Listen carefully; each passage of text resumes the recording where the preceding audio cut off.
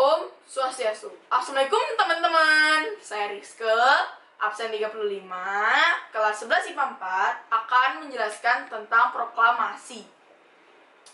Kita mulai aja ya. Saat Perang Pasifik, atau yang biasa disebut Perang Asia Timur Raya yang berlangsung selama 4 tahun, Jepang pada saat itu sudah mengalami beberapa kekalahan dan sudah diambang kehancuran. Pada tanggal 7 September 1944, Jenderal Koiso di hadapan parlemen Jepang mengatakan bahwa ia akan memberi kemerdekaannya jika Indonesia bisa menang dalam Perang Pasifik.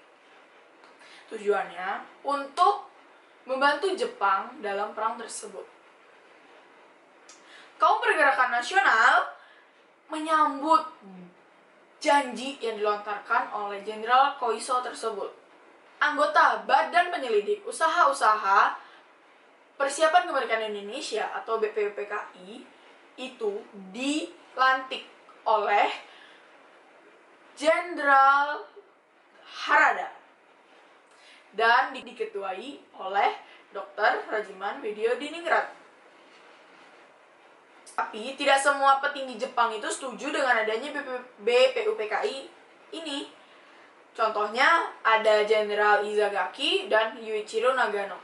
Mereka berdua itu tidak setuju dengan adanya BPUPKI ini. Tapi ketidaksetujuan mereka ini tidak berarti banyak, karena mayoritas petinggi Jepang ini setuju dengan adanya BPUPKI.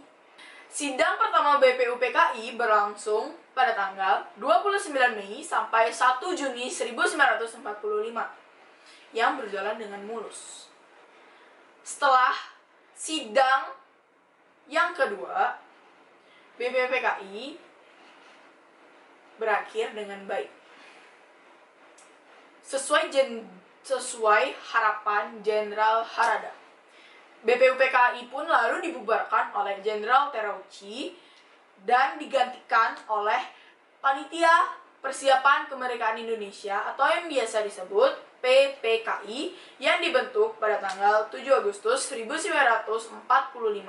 Dan ada 21 nama anggota PPKI itu yang dulunya itu berasal dari BPUPKI. Mereka sudah siap sidang pada tanggal 16 Agustus 1945.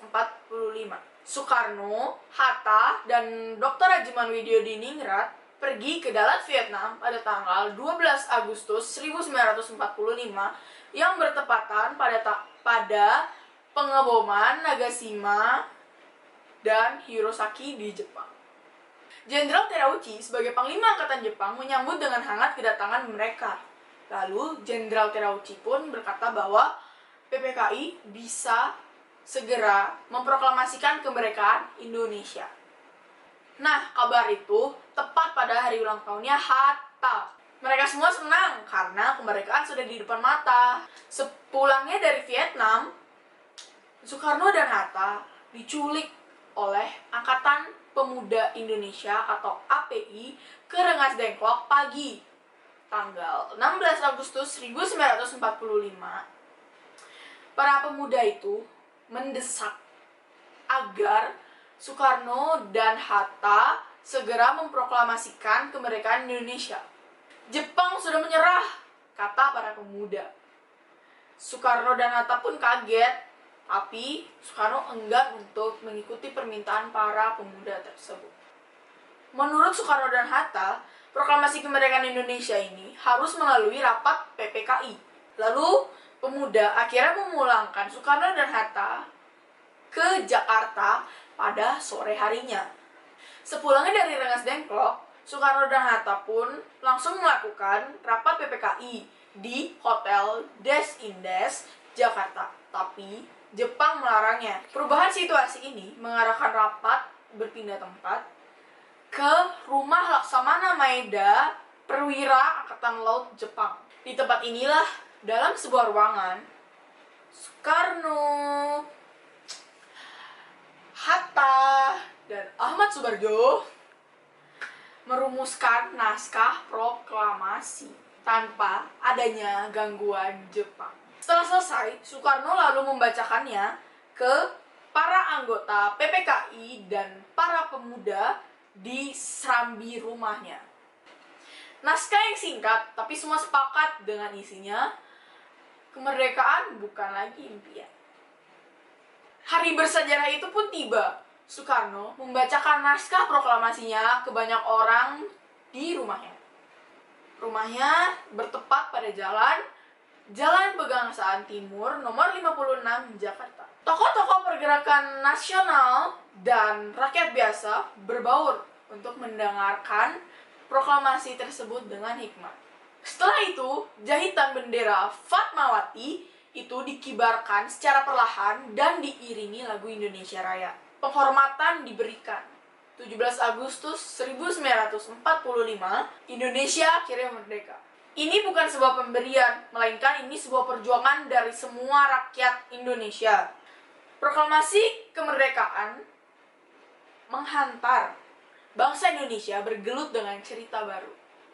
Jepang memang sudah terjungkir, tapi pengaruhnya belum berakhir. Ini dialami oleh fotografer Mendur Bersaudara dalam merekam dan menyebarkan dokumentasi proklamasi. Jepang menghancurkan kamera Alex Mendur, sang kakak. Maka dari itu, adiknya Franz mengubur dengan negatif kamera di belakang kantor Surat Kabar Asia Raya demi menyelamatkan bukti-bukti proklamasi. Di tempat lain, pewarta berhasil mengabadikan proklamasi lewat media cetak serta radio dengan menggunakan bahasa-bahasa daerah.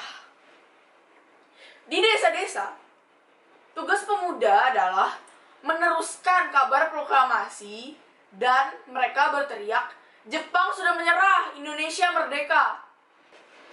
Akhirnya, tiap orang menjadi saksi bahwa Indonesia sudah merdeka. Sekian pengetahuan tentang proklamasi ini dari saya. Maaf apabila ada kesalahan kata atau kesalahan yang lain.